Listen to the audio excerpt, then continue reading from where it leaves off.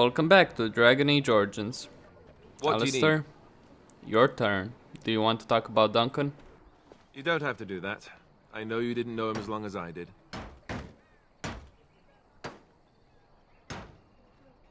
I just thought you might need to talk. I should have handled it better. Duncan warned me right from the beginning that this could happen. Any of us could die in battle. I shouldn't have lost it, not when so much is riding on us, not with the Blight and everything. I'm sorry. Yeah, well, let's just forget about it. You're right. This isn't really the time to mourn, is it? Not when there's so many who are still going to die unless we do something. Mourning can come later. By the time the snows come, this will all be done one way or the other.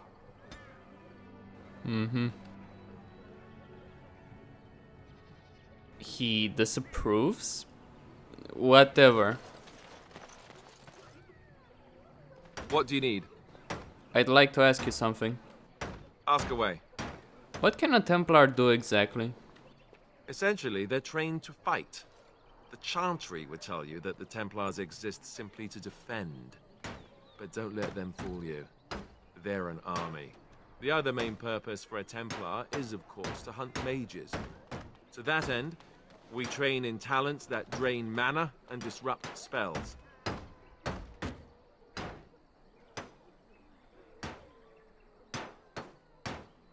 So, Templars use magic themselves? You could call it that, sure. The Chantry doesn't look on it the same way, however, since really our talents only work on mages. Against a regular person, I'm just a guy in a metal suit. Have you hunted many mages? No, I never actually became a full Templar. Duncan recruited me before I took my vows. I was only present during one harrowing. The ritual that they test the mages with. It's not unlike our joining, really. And just as deadly. The girl they tested, she had a demon put inside her to see if she could resist. And she couldn't. We had to end it quickly. I have to say I didn't have much interest in becoming a Templar after that. Seems like the Templars could run the Chantry. You'd think that, but it's not so. The Chantry keeps a close rein on its Templars. We are given lyrium to help develop our magical talents, you see. Which means we become addicted. And since the Chantry controls the lyrium trade with the dwarves, well, I'm sure you can put two and two together. So, you were addicted to this lyrium? Thankfully, no. You only start receiving lyrium once you've taken your vows. You don't need lyrium in order to learn the Templar talents. Lyrium just makes Templar's talents more effective. Or so I was told. Maybe it doesn't even do that. The Chantry usually doesn't let their Templars get away either, so they can spread their secrets. I'm a bit of an exception. Lucky me. What do you need? I'd like to ask you something. Ask away. Can you teach others to be a Templar? I suppose I could. But I really would rather not. When the Grand Cleric let Duncan recruit me, she made me swear never to reveal Templar secrets outside of the Chantry. I'd rather not go back on my word. Very well. I'll respect your word. Ask me later, perhaps. Maybe I'll change my mind. This is not something small you're asking, after all. What do you need? Yeah. Ask away. Tell me about the Grey Wardens. Such as they are. What would happen if we just left? Just left? You mean just left Ferelden? Yeah. I don't know. If there's an archdemon, however, we're supposed to be the only ones who can defeat it. And that means the Blight would grow unchecked. Eventually, other Grey Wardens in Orlais and other lands would hear about it, and they would come to fight it, but they wouldn't come in time to save Ferelden. There's no way. I'm not going anywhere. Well, we need to start rebuilding the order. I mean, eventually we would have to use the joining to make more Grey Wardens. Yes. But I don't know how to do the joining, or what's involved. I know it involves lyrium and some other magic, and that it's really difficult to prepare, but that's it. Unless we can find out more about the joining, I guess we better get used to the idea that there might only be 2 of us for now. Until more come from elsewhere. So, what happens now that there's just the 2 of us? I imagine that eventually the Grey Wardens outside of Ferelden will wonder what's happened. Why there's no contact from Duncan or someone. They'll send someone eventually. Though who knows what Logain's people in Denerim will tell them. Maybe they won't send anyone. We could try to contact them. But that would mean leaving Ferelden, and even if we did, they couldn't come back with us in time to stop the Blight. So that means whatever happens, it's up to us. Is there a headquarters somewhere? Here in Ferelden, there's our compound in Denerim at the palace, but that's it. Logain will have control over that and be watching it, no doubt. Beyond that, the only place I know of is Weishaupt Fortress. That's the headquarters of all Grey Wardens in the Anderfells, 1,000 miles from here. But I've no idea how to even contact them. So unless we try to get back to the compound in Denerim, I suppose the answer is no. There's nowhere for us to go. Where are the nearest Grey Wardens from here? That's a good question. There's plenty in Orlais, but who knows where they might be found. And the nearest Orlesian city is weeks away. If we go north and cross the sea, there's bound to be some in the Free Marches. Again, however, I just don't know where. I don't know anything about Grey Wardens in other lands. I have no more questions. About the Grey Wardens, anyhow. Fair enough. What do you need? What do you need? Ask away. So how did you become a Grey Warden? Same way you did. You drink some blood, you choke on it, and pass out. You haven't forgotten already, have you?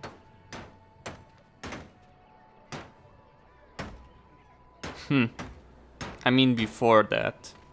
Let's see, I was in the Chantry before. I trained for many years to become a Templar, in fact. That's where I learned most of my skills.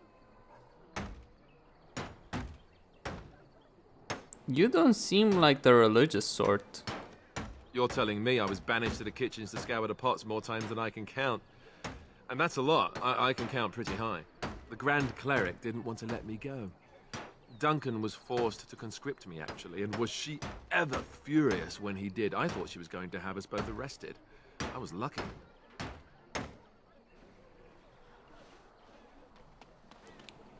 You think Duncan took pity on you? Or no? Why did the Grand Cleric want to keep you? I wondered that myself. It's not as if she valued me highly. I think she just didn't want to give anything to the Grey Wardens, is all. The Chantry didn't lose much. And I think I can do more fighting the Blight anyhow, rather than sitting in a temple somewhere. I'll always be thankful to Duncan for recruiting me. If it hadn't been for him, you know, I wouldn't have.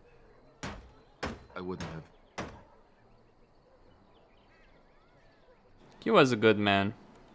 He was. A good man who didn't deserve his fate. That much I'm sure of. Come on, let's go. I think I'm done talking. Right. What do you need? Ask away. So, you said this Lehman raised you. Did I say that? I meant that dogs raised me. Giant slobbering dogs from the Anderfells. A whole pack of them, in fact.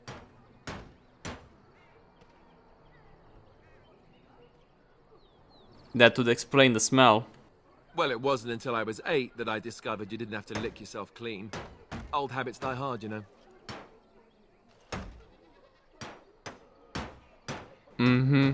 Slobbering dogs, I see. Or did I dream all of that?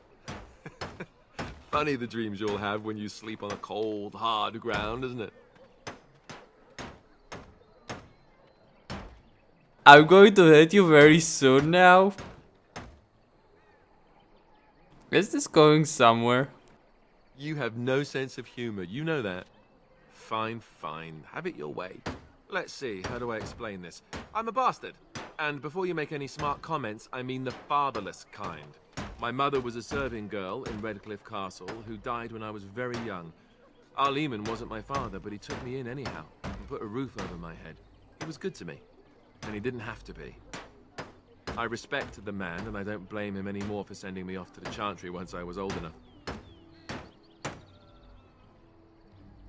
He wasn't your father, so you know who is. I know who I was told was my father. He died even before my mother did, anyhow. It isn't important. Orlesian eventually married a young woman from Orlais, which caused all sorts of problems between him and the king because it was so soon after the war. But he loved her. Anyhow, the new Alistair resented the rumors which pegged me as his bastard. They weren't true, but of course they existed. The Isle didn't care, but she did. So off I was packed to the nearest monastery at age 10, just as well. The Orlesian made sure the castle wasn't a home to me by that point. She despised me.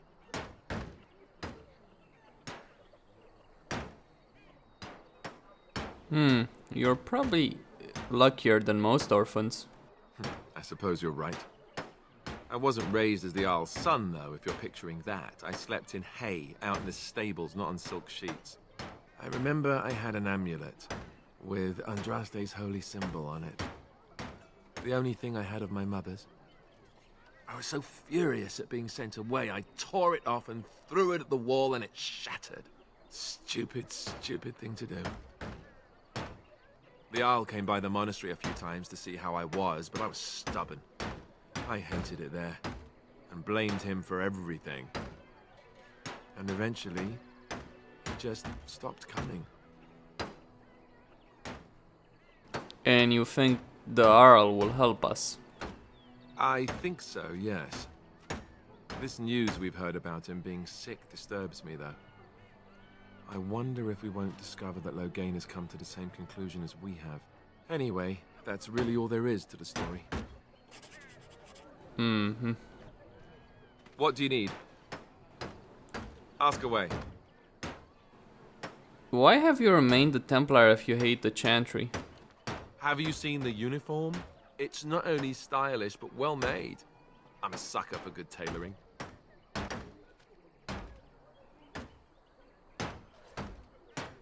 I thought Templars wore heavy plate mostly.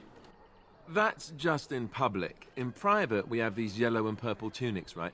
Much more comfortable, and you don't break the beds when you jump on them during a pillow fight.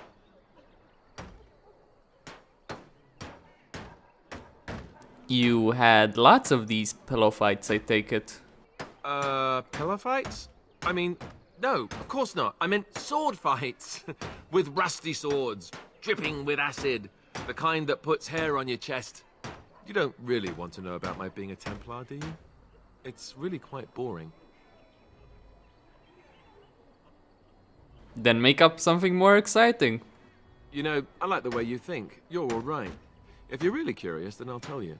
The truth of the matter is that I did hate going to the monastery. The initiates from poor families thought I put on airs, while the noble ones called me a bastard and ignored me.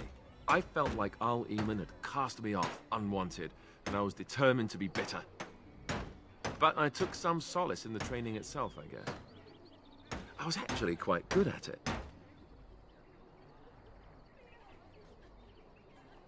What did you enjoy about the training? The education, mostly, but also the discipline. You need to have a disciplined mind in order to use the abilities we have. It was difficult, but rewarding. I never really felt at home anywhere, though, until I joined the Grey Wardens. And Duncan felt my Templar abilities might be useful for when we encountered Darkspawn magic, so I kept it up. What about you? Do you have anywhere you consider home? Orzammar is my home. I miss it. But it's not your home anymore, right? You can never go back for good. I think I understand how you feel. We won't always be traveling like this, you know. Once the war is over, once the Blight is... well, a time will come when we'll have to think about having a real home again. Though that seems like a far ways off. And I suppose the Grey Wardens are gone for good. Either way.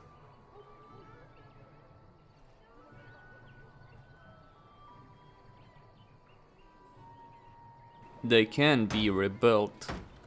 I suppose you're right. We can create new Grey Wardens, but we'll never get back those we lost. I wonder if it would ever feel the same. Anyhow, now I've sidetracked us. We'd better get back to what we're supposed to be doing right now. Alistair, a disciplined mind. Alistair is the last person I would call disciplined in the game. I'm serious about that. He's not disciplined, but being a Templar requires a disciplined mind. How the hell does this work? Problems in the writing. Problems in the fucking writing. Okay. Big surprise that there are issues in Dragon Age Origins. There are. Is that for me? Really? Wow! I'm... Yeah.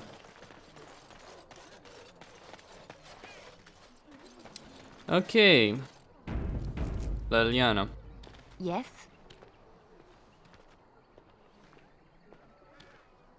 Where to begin? What do you know of this place? Lothering? I think it started as a settlement by the river, and then grew when it became the place where two roads met. There are always people in Lothering, but many are just passing through. Let's talk about something else. Yes? I'd like to talk. Well, here I am.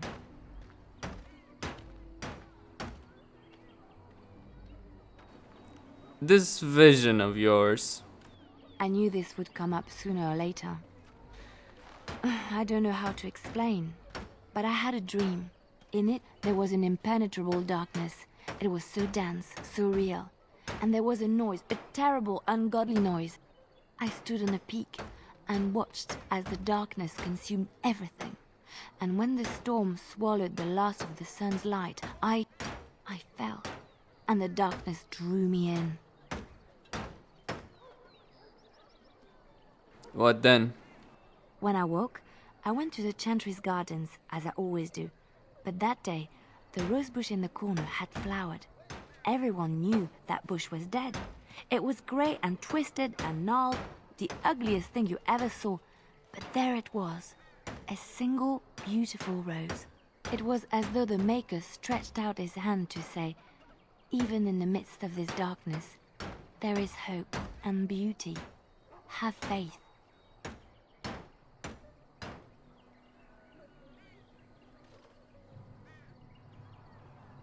Okay. Did you hear voices? No, not voices. It's not so simple. He spoke directly to my soul, in a language no human tongue can express. There are so many good things in the Maker's world. How can I sit by while the Black devours everything?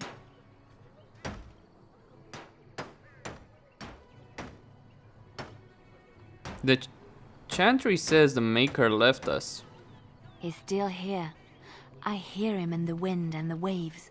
I feel him in the sunlight that warms my skin. I know what the Chantry says about the Maker, and what should I believe? What I feel in my heart, or what others tell me? Believe what feels right to you, Leliana. Thank you. It's nice to find someone who agrees. I know what I know, and no one will ever make that untrue. Uh-huh. Yes? Well, here I am.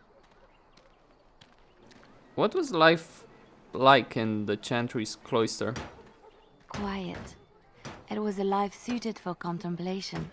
In the cloister, away from the fuss and the flurry of the cities, I found peace. And in that stillness, I could hear the Maker. But it was not perfect. Some of my Chantry fellows were condescending. That is the nature of religious folk, I suppose. Condescending? How so? When I talked about my beliefs, that the Maker reveals himself in the beauty of his world, they treated me with disdain. They want to believe that he's gone, so that when he turns his gaze on them, it means they are special, chosen. He cannot possibly have love for all, the sick and the weary, the beggars and the fools.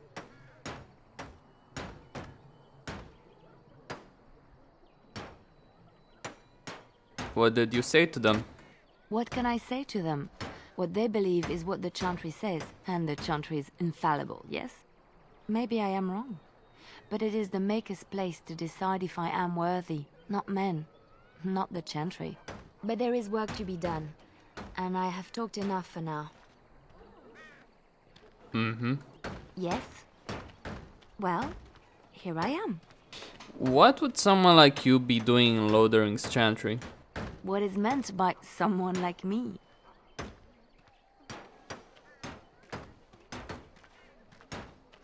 You know, a beautiful, charming woman like yourself. And there were no beautiful, charming women in the cloisters, you think? You would be wrong. There were many lovely young initiates in the Lothering cloister, all of them chaste and virtuous. It added to their mystique, because then they were forbidden, and forbidden fruit is the sweeter, no?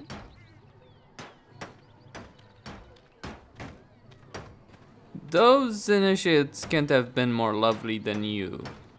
Flatterer. I, however, did not take vows, and so perhaps I am not as enigmatic? The Chantry provides succor and safe harbor to all who seek it. I chose to stay and become affirmed.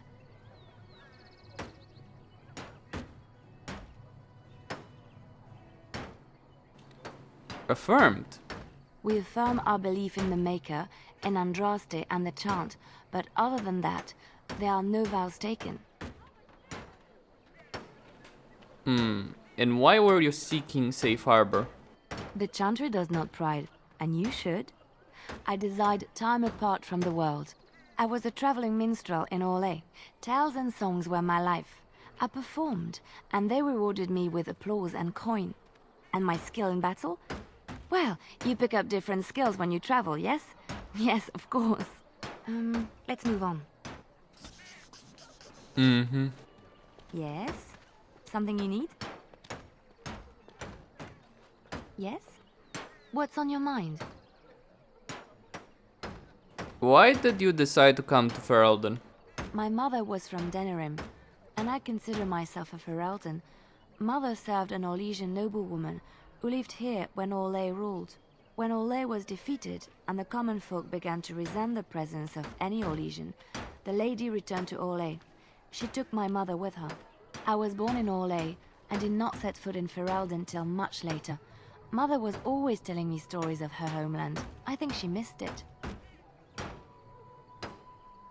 What happened to your mother?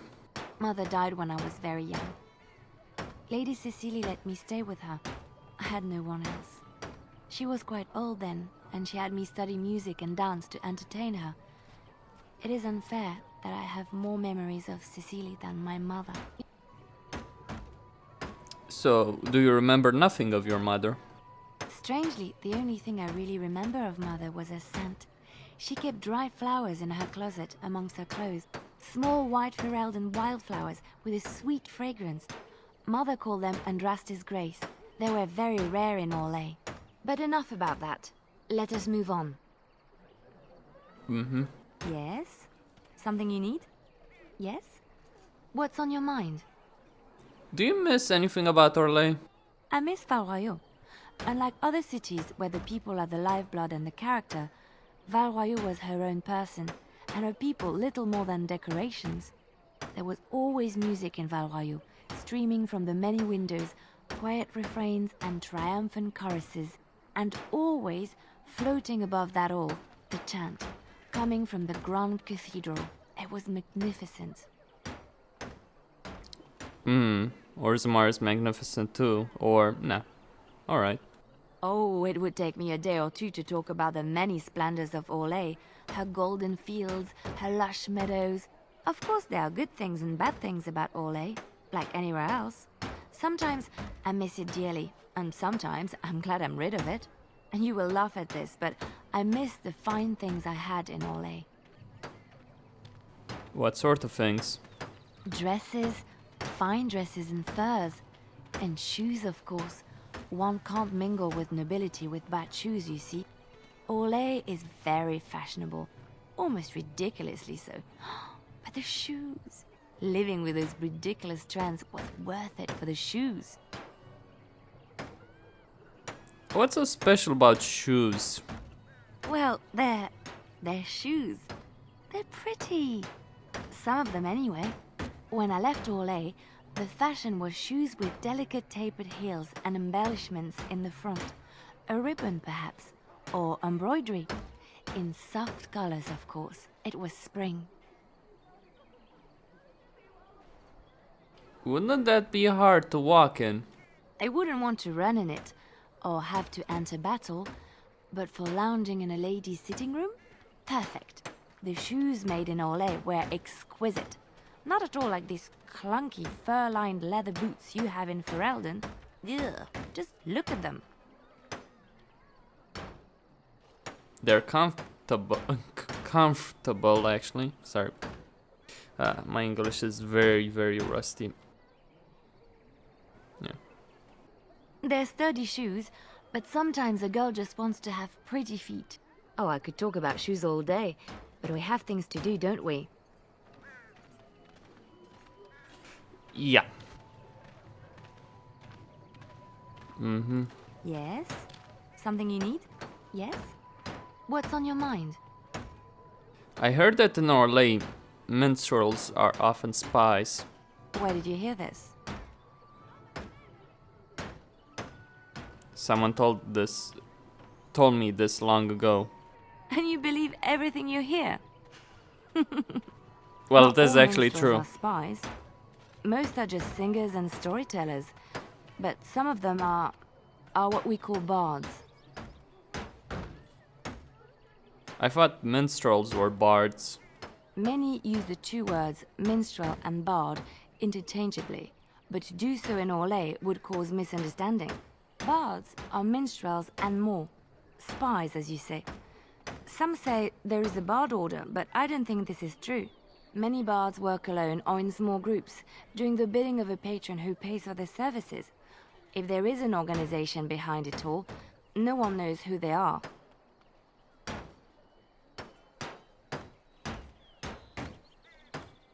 Doesn't the monarchy govern them?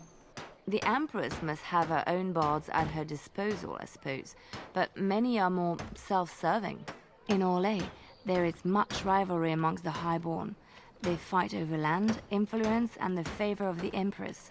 But they cannot do this openly because it is impolite, and in public, they wear smiling faces and pretend to be civil. In secret, they plot and scheme to destroy each other.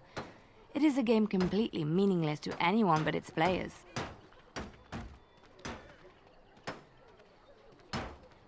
I know it, you're not just some innocent sister. I have revealed too much, it seems, but it doesn't matter what I used to be. It is the past.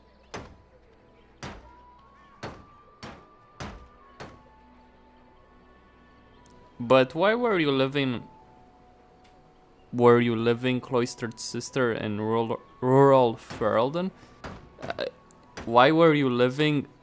There should have been an A there. Why were you living... No, as a cloistered sister in rural Ferelden. Sorry, the R's are problematic for me. I found myself in Ferelden and sheltered from bad weather in the Chantry. And when the storm passed, I just did not want to leave. I like to say the Maker brought me here. Mm-hmm. Yes? Something you need? Can you teach me to be a bard? I don't think you have the correct aptitude. I could give you some pointers, though. You may be able to pass them on to someone you know. Let's just go over there, away from the others. For safety, yes? I expect there shall be daggers flying about willy-nilly for a time. Mm-hmm. Yes?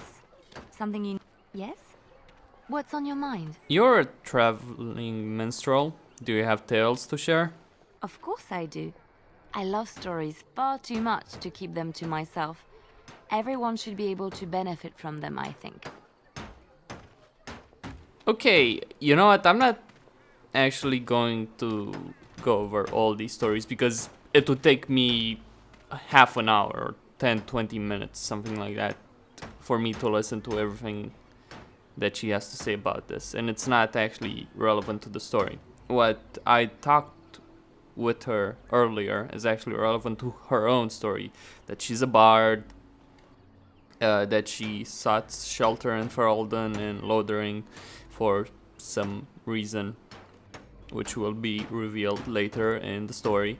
So yeah, that was actually significant. But this, no. Anyway, Costin here, signing out.